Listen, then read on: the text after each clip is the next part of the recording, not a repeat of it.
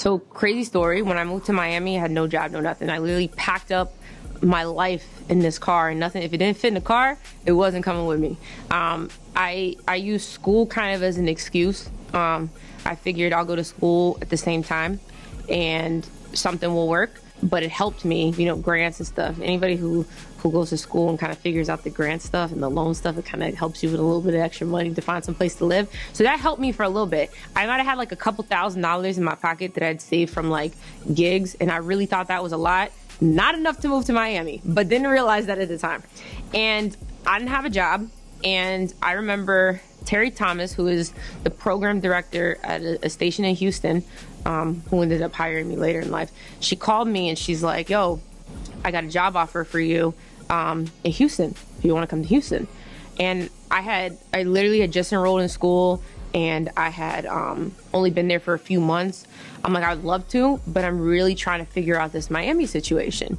And then she tells me Jill Strada, who at the time was a program director at Power, who also used to be assistant program director at Hot 97. It's kind of funny how the worlds kind of mix. And I think now she is like the VP in like Miami of all these stations. But she was looking for a night show job in Miami. So I remember like burning my air check on a CD.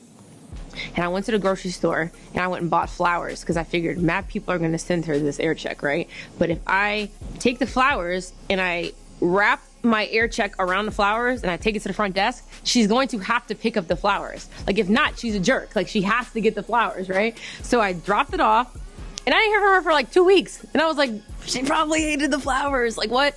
And then she calls me and she's like, you know, I got your stuff. Do you want to come audition at Power 96 in Miami? And at the time, I had only done mornings. And when you're a morning show co-host, you're never the lead. So I didn't really know how to do like a show by myself, but I was like, fuck it, I'm just gonna try. You know, the gig pays all right, I don't have any money, like I'm still surviving off this, whatever. I need to go and do it. And I remember I went and I auditioned and had the worst audition of my life. If anybody knows anything about pre-delay, like radio, like you do everything like on a 10-second delay. So anything that you say is live 10 seconds later.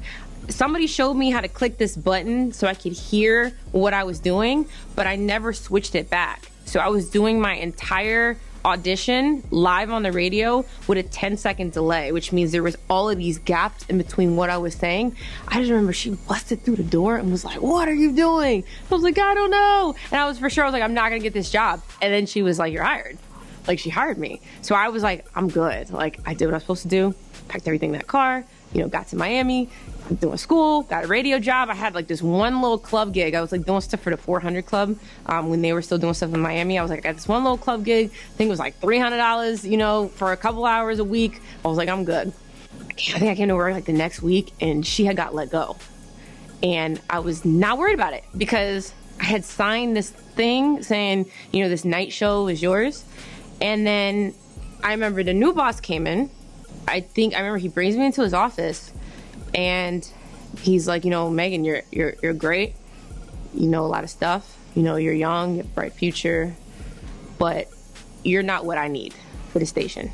And I was like, what? What do you mean? And what he said to me made sense. You know, I think they had like a female midday, they had like a female afternoon, they had like a female night. With me, it would have been a female night. Like, so I don't think I've ever heard like a radio station where it's all women during the day. So it makes sense, but I was devastated. And he was like, we got to give it to Casey Chops, who was his other radio host in Miami. I was like, I don't know what to do. Like, and after that, I lost everything. Like, I couldn't pay my rent. I had that one little gig, but that wasn't enough to pay rent. I got evicted out of my place. I was living in like a motel, and Jill calls me back and was like, there's a guy in West Palm Beach who needs an assistant program director, right? That was one of, like I was saying, I've never done that in my life. I've never programmed. I think I was like 24 at the time. I'd never programmed music. Like, how was I going to program a radio station? But I needed the job, and I knew that I had like studied and been doing my thing, that I knew that I could figure it out. So I think I was working like a couple hours a week at that radio station that I had lost like the big job at. And I went back to my boss and said, look, I got this job offer. You know, I know you didn't think I was good for this, but I really need this job. So I really need you to teach me in like 24 hours how to program music, because I need to go and try to convince these people that I can program a radio station. And he taught me, and I did the interview, and I ended up getting that job. And but it's crazy because I was good. Like, I went from there, and then I realized that I had moved down to a smaller market, and that wasn't really my thing. Like, I was trying to get to a bigger market so people could see me. And here I go from like Miami to West Palm Beach.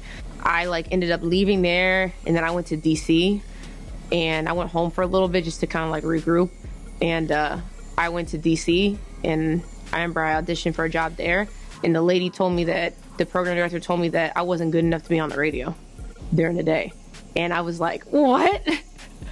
Like, I was like, that's it. I'm going to med school. Like, I'm going to try to, figure something out. And then Terry, the woman who had called me from Houston, calls me again, offers me a job in Houston. So I moved to Houston, and I started doing like TV and radio in Houston. And it's funny because there's this website that's called All Access. You look for jobs. But at the time when I was in Houston, I was good. Like, I was doing like TV during the day. I was doing radio at night. I didn't need a job. I had found an agent, so I was trying to go to like LA, audition for, I think I sat and I read for like Access Hollywood and E! News and stuff like that. And I went on the site, and the first listing said, Hot 97 is looking for next midday superstar. And I was like, oh shit, really? I clicked on it, and then it had my old boss's name there, and it said new program director PO is looking for next midday superstar. And I was like, he's never gonna hire me. Like, why would he hire me? He just told me I wasn't, like, he didn't need me for a job. Why would he hire me?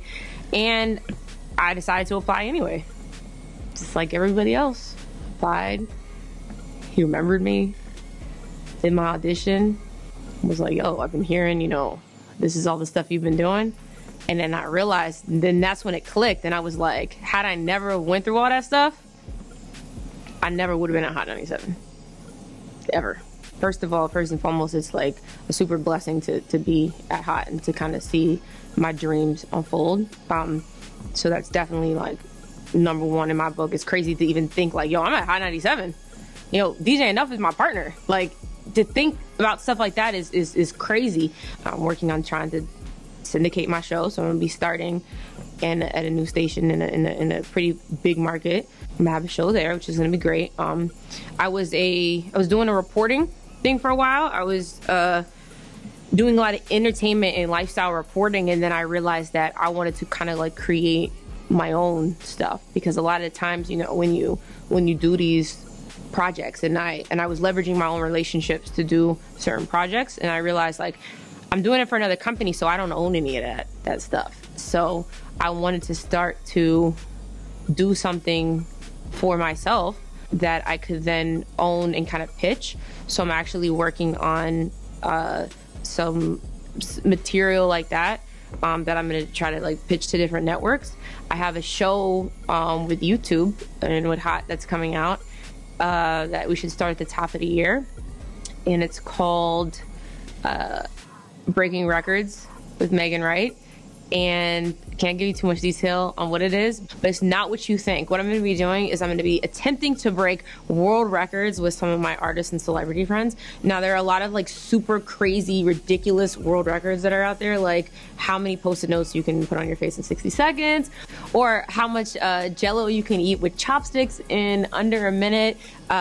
Designer Remy Ma, Tony Yayo, just some of the people that I'm doing some of these challenges with. So imagine like looking at your favorite like rapper, singer, actress, actor, whatever, and seeing them try to stick Post-its on their face. Yeah, you gotta check it out. Trying to leapfrog designer, yes, that's in the Guinness Book of World Records. How many leapfrogs you can do with two people in 30 seconds. The record is 32. I think we did like 4. So imagine me trying to jump over like designer who's like 6'2". Yeah, it's crazy. But you gotta check it out.